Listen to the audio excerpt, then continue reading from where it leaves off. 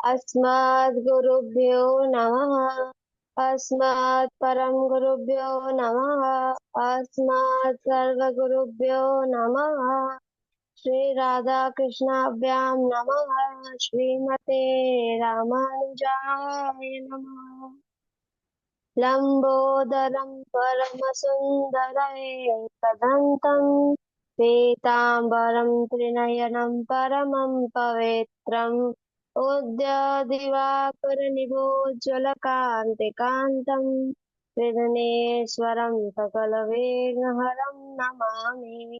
शरीरं स्वरूपं ततो कलत्रं यशश्चारुचित्रं दनं मेरुतुल्यम् मनश्चेनलग्नं श्रीगुरुरङ्गिपद्मे ततः किं ततः किं ततः किं ततः किं नारायणं नमस्कृत्य नरं चैव नरोत्तमं देवीं सरस्वतीं व्यासं ततो जयमुदीरये।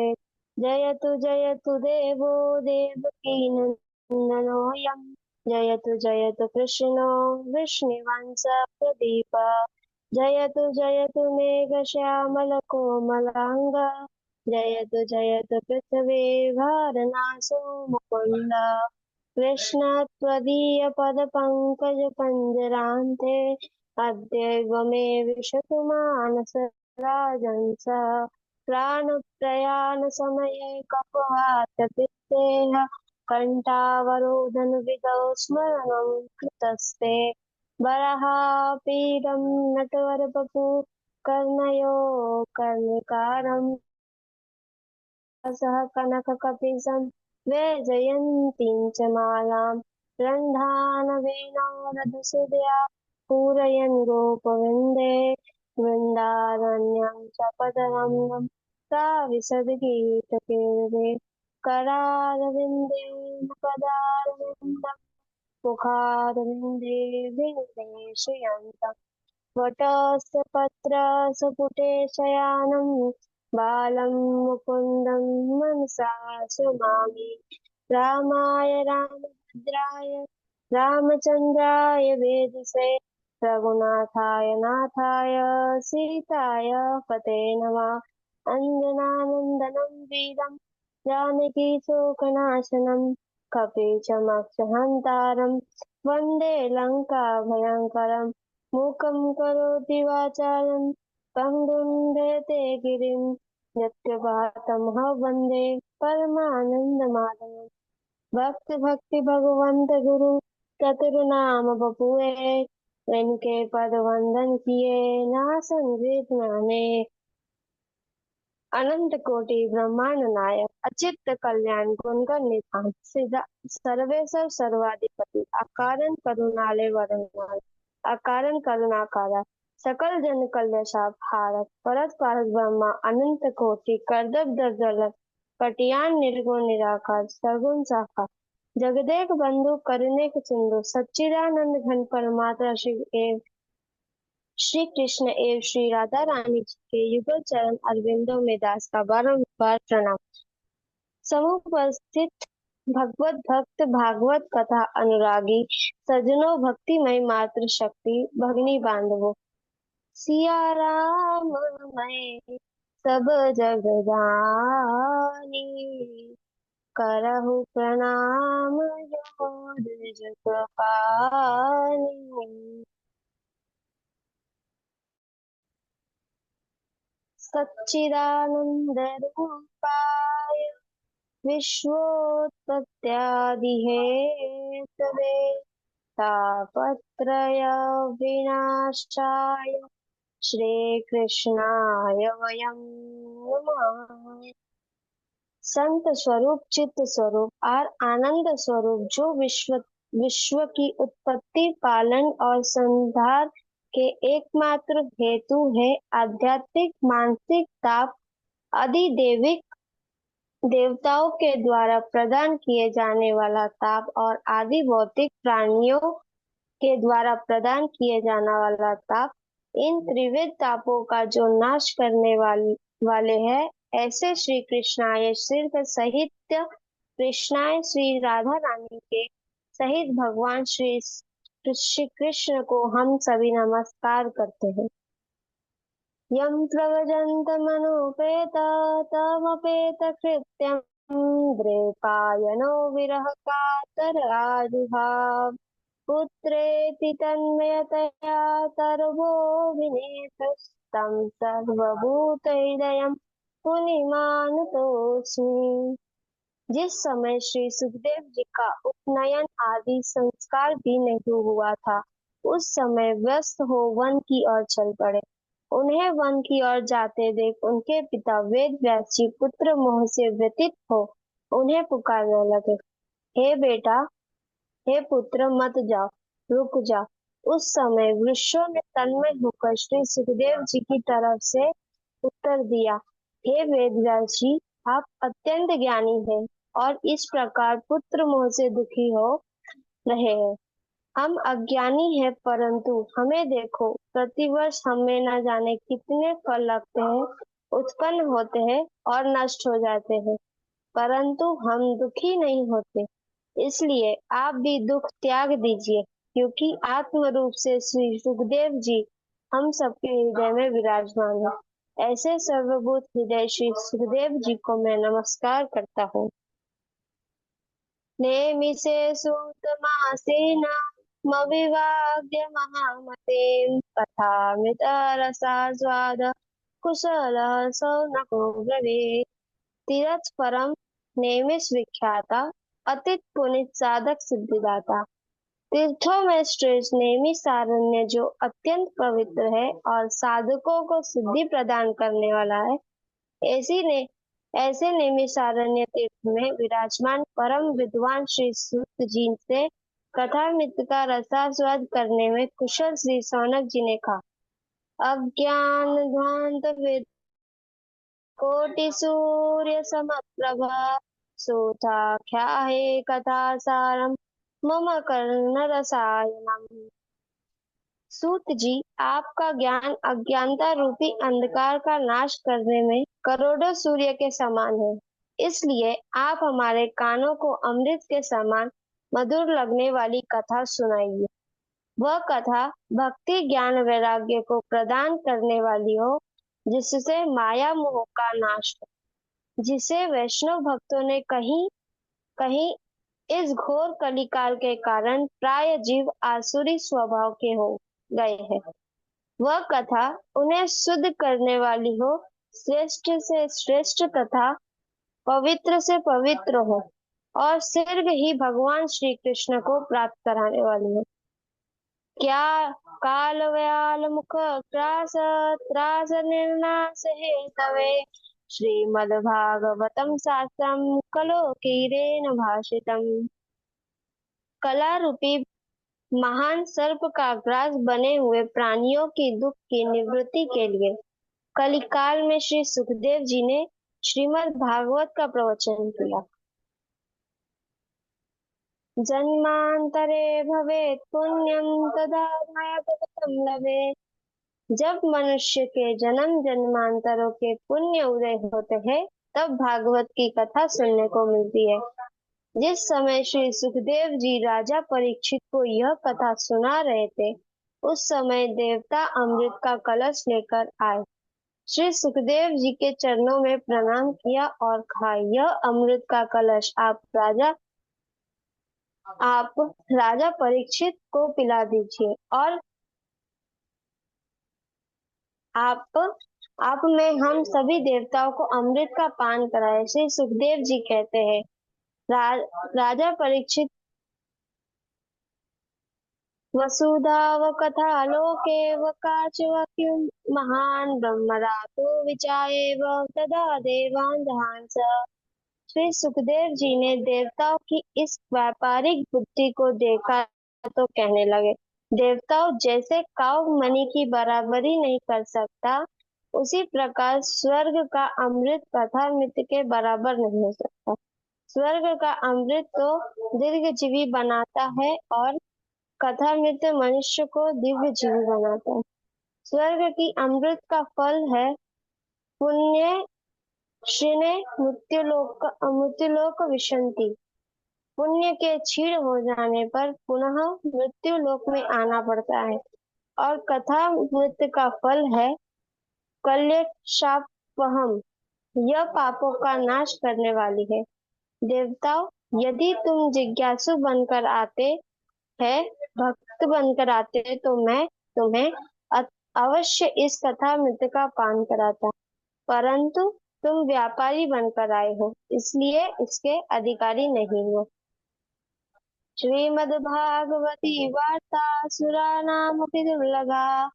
सौनक जी, यह श्रीमद् भागवत की कथा देवताओं के लिए भी दुर्लभ है। जब श्री सुखदेव जी ने देवताओं की हंसी उड़ा दी तो देवता मुंह लटकाकर ब्रह्मा जी के पास आए तथा पृथ्वी में जो घटना हो थी वह सब ब्रह्मा जी से कह सुनाए। ब्रह्मा जी ने कहा, देवताओं दुखी मत हो। 7 दिन के पश्चात देखते हैं राजा परीक्षित की क्या गति होती है। और 7 दिन के पश्चात जब राजा परीक्षित को मोक्ष को देखा तो ब्रह्मा जी को बड़ा आश्चर्य हुआ। उन्होंने सत्यलोक में एक तराजू बांधा, उसमें एक तरफ संपूर्ण साधनों को रखा और दूसरी तरफ श्रीमद् भागवत को रखा। भागवत जी की महिमा के सामने समस्त साधन हल्के पड़ गए। बोलिए श्री भागवत महापुराण की जय। मैं नीरे भगवत रूपम शास्त्रम भागवते कल पंठना श्रवणा सद्यो वैकुंठ फलदायकम। उस समय समस्त ऋषियों ने माना, इस भागवत को पढ़ने से श्रवण से वैकुंठ की प्राप्ति निश्चित होती है। यह श्रीमद् भागवत यह श्रीमद् भागवत की कथा देवर्षि नारद ने ब्रह्मा जी से सुनी, परंतु साप्ताहिक कथा उन्होंने सनकादि ऋषियों से सुनी। सौनक जी ने कहा, देवर्षि नारद तो एक ही स्थान पर अधिक देर ठहर नहीं सकते। फिर उन्होंने किसी स्थान पर और किस कारण से इस कथा को सुना, श्री सूत जी कहते हैं। एक बार विशालपुरी बद्रिका आश्रम में सत्संग के लिए सनकादि चारों ऋषियों आए। वहां उन्होंने नारद जी को आते हुए देखा तो पूछा, कथम ब्रह्मानदीनामुखम कुतश्चिन्तातुरो भवानं त्वरितं गम्यते गोत्रं कुतश्चागमनं तव। देवर्षि, इस प्रकार आप चिंतातुर क्यों है? इतने शीघ्र तुम्हारे आगमन कहाँ से हो रहा है और अब तुम कहाँ जा रहे हो? देवर्षि नारद ने कहा, अहम तो पृथ्वीं यातो ज्ञानत्वा सर्वात्मामिति। मुनीश्वरों में पृथ्वी लोक को उत्तम मान, वहां पुष्कर, प्रयाग, काशी, गोदावरी, हरिद्वार, कुरुक्षेत्र, श्रीरंग और सेतुबंध, रामेश्वर आदि तीर्थों में भ्रमण करता रहा, परंतु मन को संतोष प्रदान करने वाली शांति मुझे कहीं नहीं मिली। अधर्म के मित्र कलयुग में समस्त पृथ्वी को पीड़ित कर रखा है। सत्य, तपस्या, पवित्रता, दया, दान कहीं भी दिखाई नहीं देता। सभी प्राणी अपने पेट भरने में लगे हुए हैं।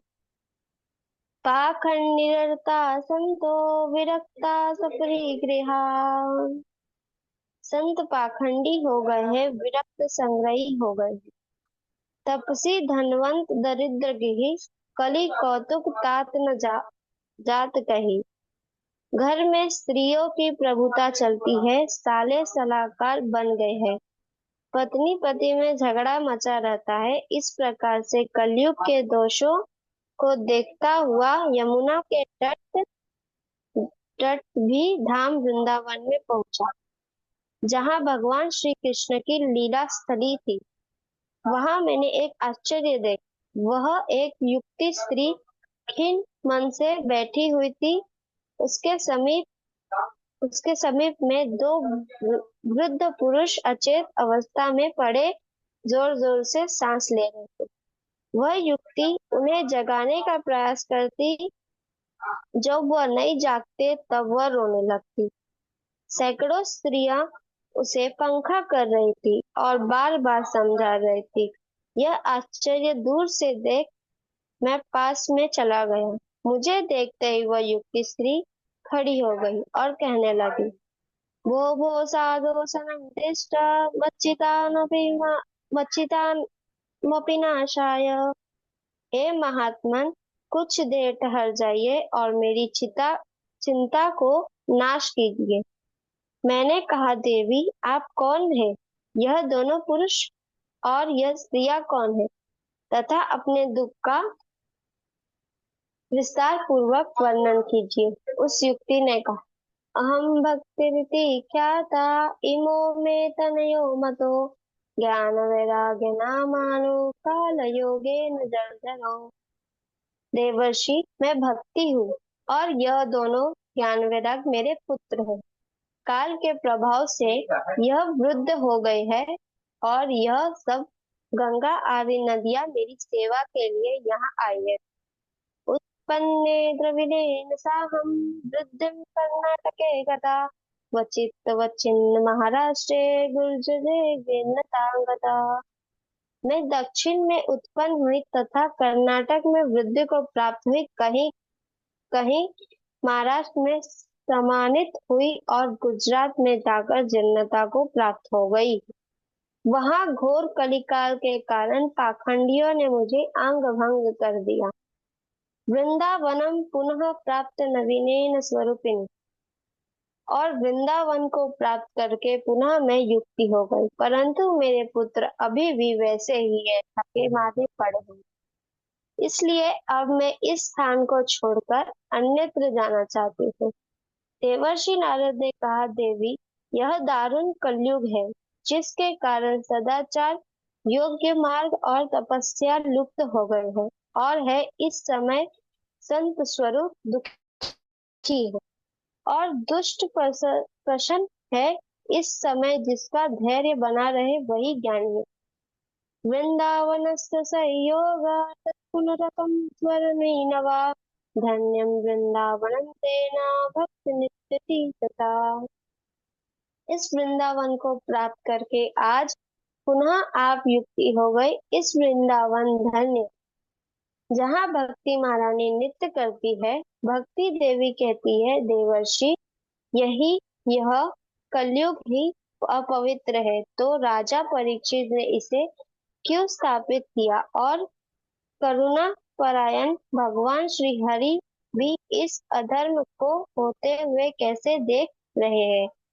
देवर्षि नारद ने कहा, देवी जिस दिन भगवान श्री कृष्ण इस लोक को छोड़कर अपने धाम में गए, उसी समय साधनों में बाधा पहुंचाने वाला कलयुग आ गया।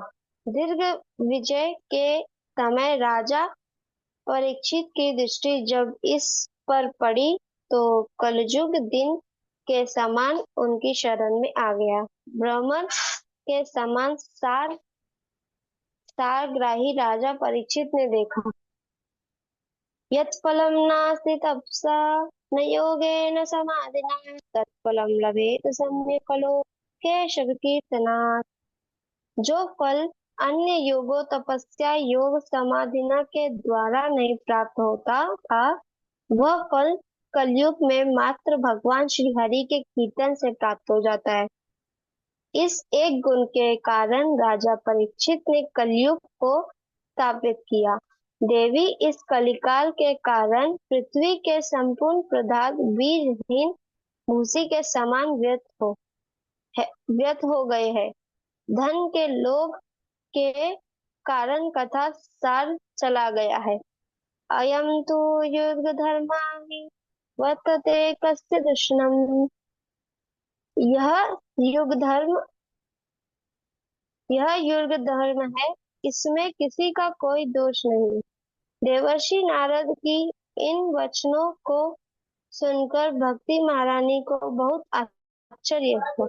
उन्होंने कहा, देवर्षि आप धन्य हैं तथा मेरे भाग्य से ही आपका यह आना हुआ। साधुओं का दर्शन इस लोक में समस्त सिद्धियों को प्रदान करने वाला। जयति जगति माया यस्य कायादवस्थे वचन रचनमेकं केवलं चाकलया ध्रुव ध्रुव पद्मपि यातो यत्कृपातो ध्रुवयम् सकल कुशल पात्रं ब्रह्मपुत्रं नतास्मि। जिन आपके एकमात्र उपदेश को कारण करके कया- कयाधु नंदन प्रहलाद ने माया पर विजय प्राप्त कर ली और जिन आपकी कृपा से दुर्ग ने दुर्ग पद को प्राप्त कर लिया, ऐसे ब्रह्मा जी के पुत्र देवर्षि नारद को मैं प्रणाम करती हूँ। देवर्षि नारद कहते हैं, देवी आप भगवान श्री कृष्ण के चरण कमलों का स्मरण करो, आपका दुख दूर हो जाएगा। जिन भगवान श्री कृष्ण ने कौरवों के अत्याचार से द्रौपदी की रक्षा की, वह श्री कृष्ण कहीं गए नहीं है और आपको तो वह प्राणी से भी ज्यादा स्नेह करते हैं। तुम्हारे बुलाने पर तो वह जहीं नीचे के घर भी चले जाते हैं। देवर्षि नारद ने जब इस प्रकार भक्ति की महिमा का वर्णन किया तो भक्ति महारानी ने कहा, देवर्षि आपने क्षण भर में मेरा दुख दूर कर दिया। अब ऐसा प्रयास कीजिए कि मेरे पुत्रों का भी दुख दूर हो जाए और उन्हें चेतना प्राप्त हो जाए। भक्ति महारानी ने इस प्रकार कहने पर देवर्षि नारद ज्ञान वैराग्य को हिला डुलाकर उठाने का प्रयास किया, परंतु जब भी नहीं उठे तो उनका नाम पुकारने लगे। इतने पर भी नहीं जागे तो वेद वेदांत का घोष और गीता का पाठ करने लगे। इससे वे जैसे तैसे जागे तो, परंतु जबहाई लेकर पुनः सो गए। यह देख देवर्षि नारद चिंतित हो गए और गोविंद का चिंतन करने लगे। उसी समय आकाशवाणी हुई। श्री कृष्ण भगवान की जय, श्रीमद् महापुराण की जय, श्री सुखदेव महाराज की जय।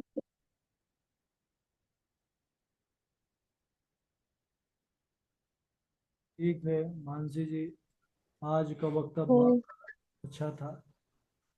ठाकुर जी कृपा बनी रहे। आज आपने अच्छा बोला है, मेहनत किया है आपने। जी गुरु। ठीक।